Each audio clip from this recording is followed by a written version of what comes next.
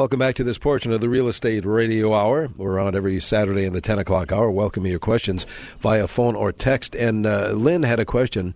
If the positives and negatives of an interest-only mortgage. Is that basically what this is? Yeah, Travis Whitford with W.J. Bradley. Why don't you go at that one? Well, I think one of the biggest positives for an interest-only loan, if you use it as a tool for overall financial gain, there's multiple ways you can build equity.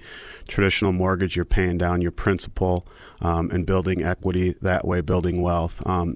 With an interest-only loan, you have a much cheaper payment, but if you utilize that, the cheaper payment and invest that savings elsewhere to build your wealth in some other aspect of your portfolio, it's a great tool. But you do got to be careful because those interest-only loans are generally, they're interest-only for, the 5, 7, 10-year period. But then after that, they're not interest-only. And then whatever you owe, it essentially becomes a 25-year amortization, a 23-year amortization, or a 20-year amortization. And your payment can jump pretty significantly. Yeah, and that's a good thing. I mean, obviously if you have an interest-only loan, the payment's going to be lower. You can always put additional money towards principal. But I think in today's world, I don't think a lot of people do that. They'll take the lower payment and go to Valley Fair instead. Yeah, well, with rates as low as they are right now, too, I mean, it's right. You kind of can get almost the best of both worlds. It's free money out there right now. And yeah. It really is good. All right, let's go back to the phone. Cindy is calling from St. Paul. Cindy, you're on CCO. How can we help you? Hi, good morning. Thank you for taking my call. I have 2 quick questions, please. Does a TODD, transfer and death deed, depending on length of time, have any supportive bearing for the designee to stand up against medical assistance if and when a parent goes into a nursing home with no prior transfer of the property? That's my first question. The second question would be, are gift of equities affected by the medical assistance 5-year look back when a parent goes into a nursing home and is on medical assistance? Very good questions. Liam, can you jump in on those? Yeah, I can for sure address the first one. As far as a transfer and death deed and dealing with the look back, because a transfer and death deed is really not a current transfer, you're still retaining the title to the property. You're just essentially outlining what you want to happen when you die. It has no effect because you're still essentially entitled. It's not like a situation where you were to deed the property over and retain a life estate. And if you did that long enough ago, like 5 years, 7 years, then they can't look back at you as far as being the owner of the property. It's looking for medical assistance liens. But a TOD, a transfer and death deed, doesn't work that way because you do retain control. You do retain title to the property.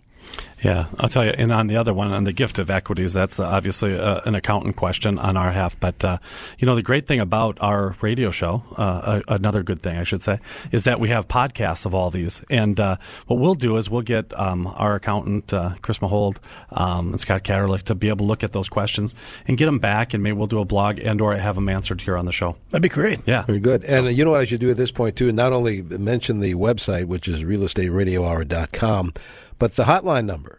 And that, if you have a more detailed question, the guys will get back to you. Here it is, 800-246-1867, 800-246-1867. That's a great one for Cindy's question to call, and we'll indeed. get that answer to you. Very good. Paul is calling from Orono. Paul, you're on CCO. Hello. I got thanks for taking my call. I got a Nation Star just took over my mortgage, and now they're back soliciting me with some sort of deal that's basically saying if I pay twice a month, I can save all this money. What's the catch? And why would they want to save me all this money? Well, there's really not a catch. I mean, a biweekly payment program is a very good tool to help pay down your principal significantly faster.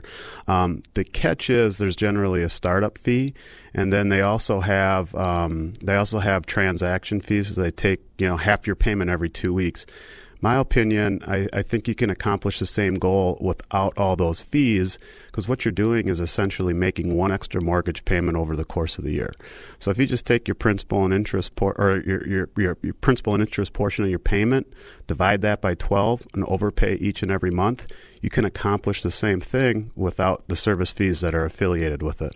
Right, and because interest is amortized over the life of the loan, and I know we're going to a break here, but it is, and you're knocking off almost 8 years. It's 7 years something with apartment. Right to be now, able to do that. in the interest rate environment that we're at, it's not quite that little less. Say, a little less, yeah. But okay. in a normal interest rate environment, say 6%, it saves a lot. Okay, we have to take a break here. We'll be right back with the remaining minutes of the Real Estate Radio Hour here on 830 WCCO.